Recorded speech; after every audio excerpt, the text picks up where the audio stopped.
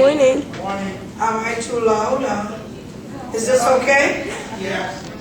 I want to welcome each and every one of you this morning, and I would really appreciate it, those of you who feel comfortable coming forward, come up closer.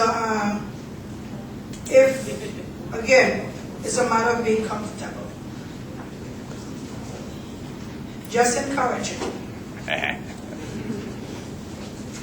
Again, welcome. My name is Muba YaroFulani. I'm presently the co-chair for our Coalition for Public Education, and we are here today to encourage and most importantly welcome each and every one of you to be part of a change in our educational system that is needed, so greatly needed. I just want to say a little something about, my feelings towards my years of being in this educational system. I have 6 children, 6 of them actually going through the New York City Public School. Presently, I just have 1 in the 8th grade. And when I get up in the morning, for the years I've been with the school system, and even worse within this 10 years, under the mayoral dictatorship of Mayor Bloomberg, I get up in the morning and I keep on asking myself, what change can take place?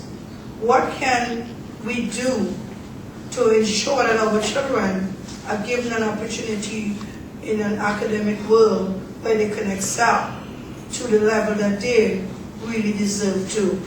And you get up every day and you're stressed because you're seeing it getting worse. It's not getting better. You're seeing where our children are more, it's about money instead of them actually learning.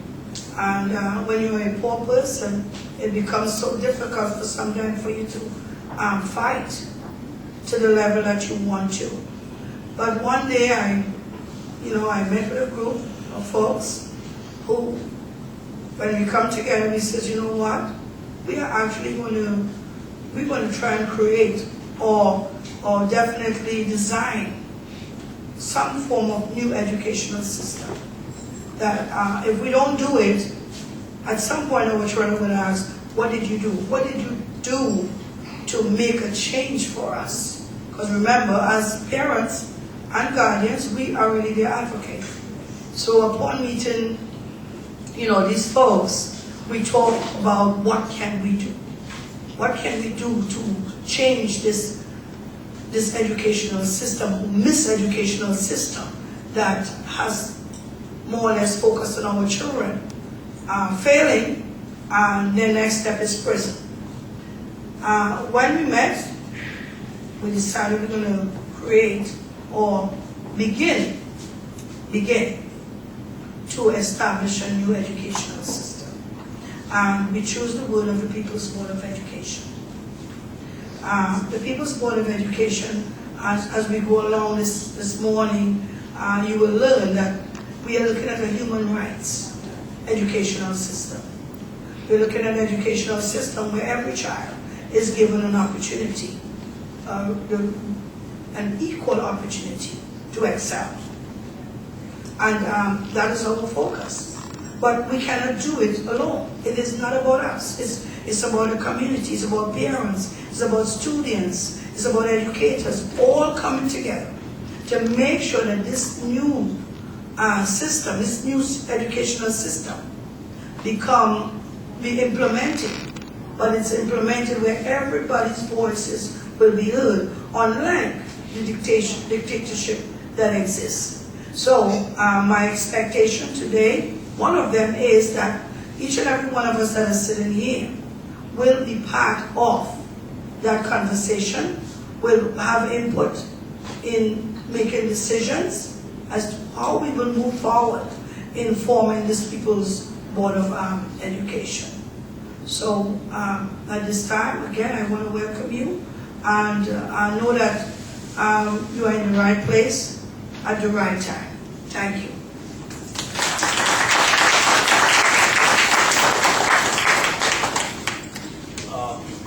once again, my name is Seku Braithwaite. I'm an educator in the Bronx. And pretty much in my teaching time, I really am familiar with only kind of how life is under Muba in the sense of teaching. I had older brothers who all attended public schools. So we know that there's always been a lot of work to do, but certainly at this point we see things getting a lot worse, and the forces that are kind of encroaching on teaching and public education, not just in New York, but across the country. You see the same thing happening in Philadelphia, Michigan, California. This is a very important struggle that's actually like maybe a new civil rights struggle in a lot of ways for the next century, just the right to have a very basic education. So I just want to welcome everybody for coming out today, for giving up this Saturday morning. Hopefully we can start coming together about building on some ideas to take this struggle and turn it into something where people can win. I mean, we know they have the dollars and have the connections in that way, but what they don't have is people. And we're at a point where, they're pretty much running roughshod over what people want. And they don't have allies in students, they don't have allies in teachers, they don't have allies in parents, and they're still pushing their agenda. So we're at a point where we really have to think about how we can constructively come together and organize a serious fight back. And that's part of what we're here to do today, to build this going forward. So what we kind of like to do now is just to give a little background. I do see a lot of familiar faces, but to give a little background in terms of the struggle, where we're at, where we've been, and hopefully where we're going. So at this point, I'd like to open the floor up to G2 YOC, who's going to be doing a little piece on kind of connecting the dots and talking about the past of public education. So if you want to move the floor to G2.